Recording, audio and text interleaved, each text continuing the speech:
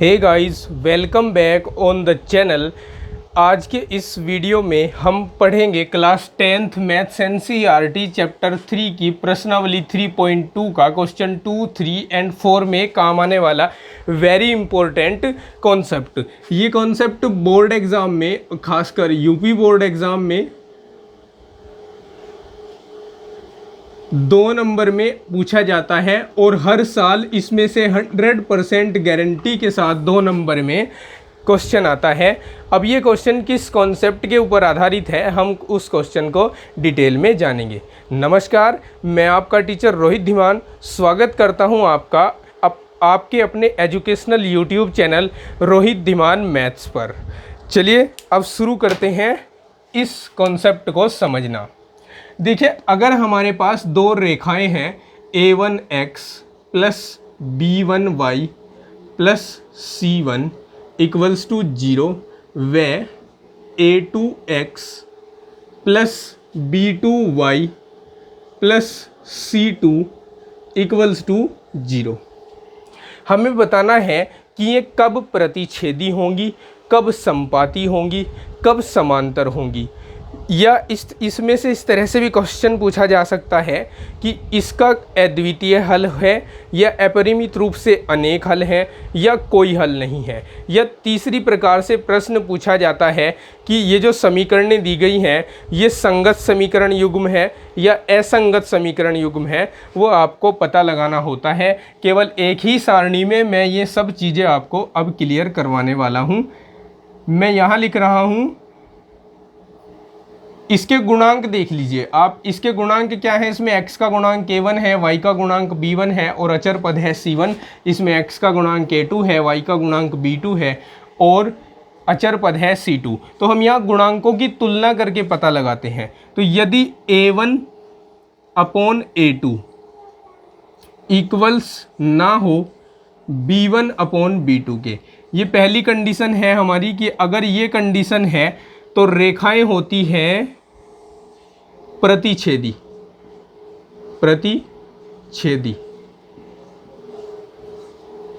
रेखाएं। अब अगर रेखाएं प्रतिच्छेदी हैं तो प्रतिच्छेदी रेखाओं के कितने हल होते हैं? देखिए, रेखाएं प्रतिच्छेदी हैं इस तरह से होंगी, ठीक है। एक रेखा दूसरी रेखा को काट कर जाएगी, तो वो कहाँ काटेंगी? एक दूसरे को केवल एक ही बिंदु पर तो काटेंगी। एक बिंदु उनका कॉमन पॉइंट होगा। ये कॉमन पॉइंट एक होने के कारण इसका अद्वितीय हल होता है। अद्वितीय का मतलब है केवल एक, जिसके जैसा कोई न हो। यहाँ इस ब्रह्मांड में भगवान को अद्वितीय माना जाता है कि उसके जैसा कोई दूसरा नहीं है। तो अद्वितीय हल होता है अगर ये वाली कंडीशन सेटिस्फाई हो रही है तो। और थर्ड क्या होता है कि ये संगत है या असंगत। अब इसको समझने के लिए और याद रखने के लिए मैं एक आसान सी ट्रिक आपको बताता हूँ। जो ज़िंदगी में कभी ना कभी एक दूसरे के साथ रहे हों या फिर कभी ना कभी मिले हों, तो उनको क्या कहते हैं कि ये एक दूसरे की संगति में रहे हैं। तो ये जो प्रतिच्छेदी रेखाएं हैं ये कभी ना कभी तो यहाँ किसी ना किसी पॉइंट पर साथ आई थी ना, मिली थी ना एक दूसरे को। तो अगर ये मिली थी तो एक दूसरे की संगति में रही होंगी या संगति में आई होंगी। तो अगर रेखाएं प्रतिच्छेदी हैं या उनका एक हल है तो वे संगत समीकरणें होंगी, ठीक है।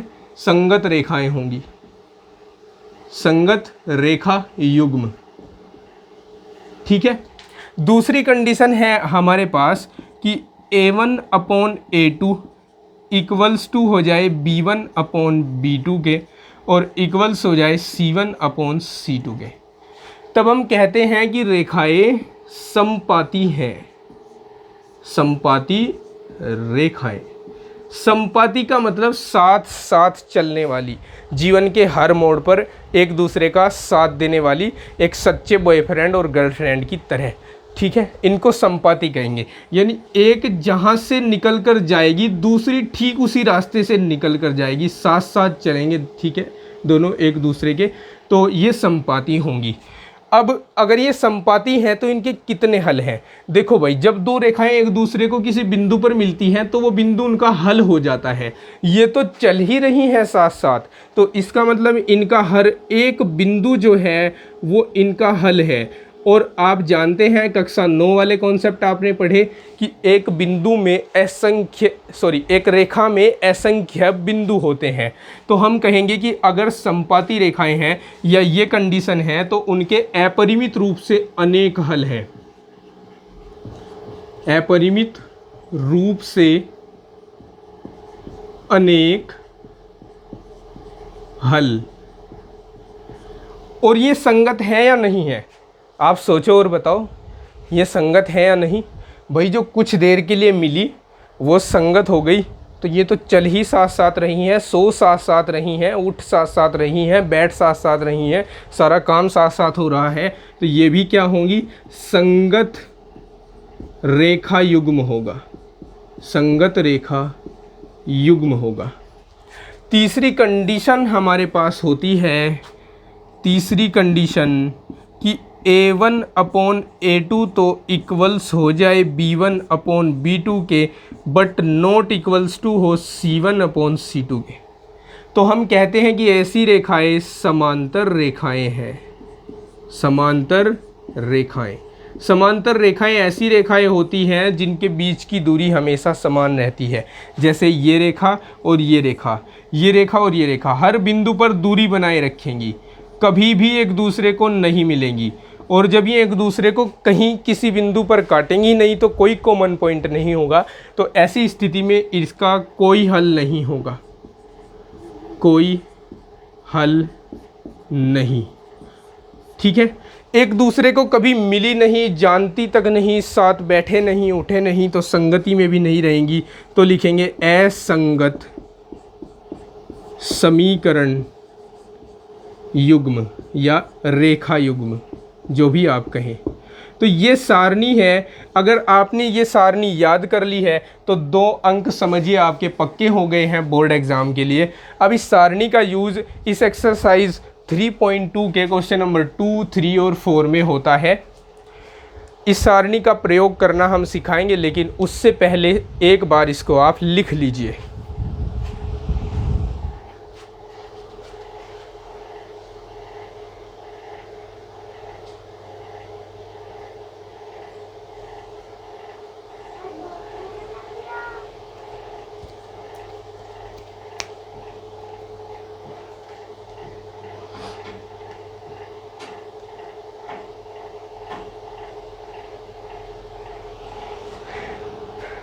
लिख ली ना?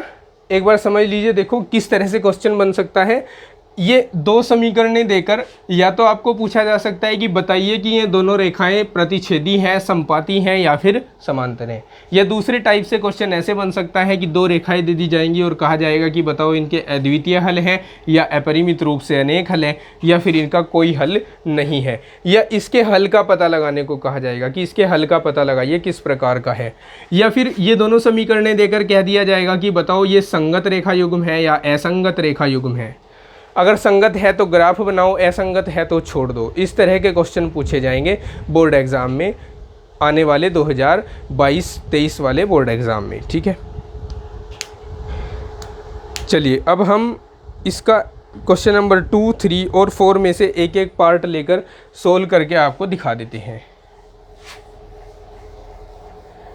ये सारणी आपने बना ली होगी, अभी तो आपके याद नहीं हो पाएगी, इसको आपने सामने रख लीजिए और मैं क्वेश्चन करता हूँ। अब उस क्वेश्चन में से जो भी क्वेश्चन आपसे पूछा जाएगा सारणी को देखकर उसका जवाब देना है। चलिए देखिए, क्वेश्चन नंबर 2 का फर्स्ट लेते हैं। क्वेश्चन नंबर 2 का first, 5x - 4y + 8 = 0, 7x + 6y - 9 = 0। A1 का काम कौन कर रहा है? 5, B1 का काम -4, C1 का काम 8 करेगा, A2 का काम 7, B2 का काम 6 और C2 का काम -9 करेगा। अब हम A1 अपॉन A2 फाइंड करेंगे, 5/7 होगा। फिर B1 अपॉन B2 फाइंड करेंगे, -4 अपॉन 6 होगा। अब ये देख रहे हैं हम कि पहले A1 अपॉन A2 और B1 अपॉन B2 ही बराबर नहीं आए, तो तीसरे को निकालने से फ़ायदा क्या? हमारा आंसर तो हमें यही मिल गया ना। हम लिखेंगे since A1 upon A2 not equals to B1 upon B2 है, इसलिए ये प्रतिच्छेदी रेखाएं हैं। ठीक है, सारणी में देख लीजिएगा, जब ये कंडीशन सेटिस्फाई होती है तो प्रतिच्छेदी रेखाएं हैं। और इस सारणी को अच्छी तरह से याद कर लेना, प्रतिच्छेदी रेखाएं।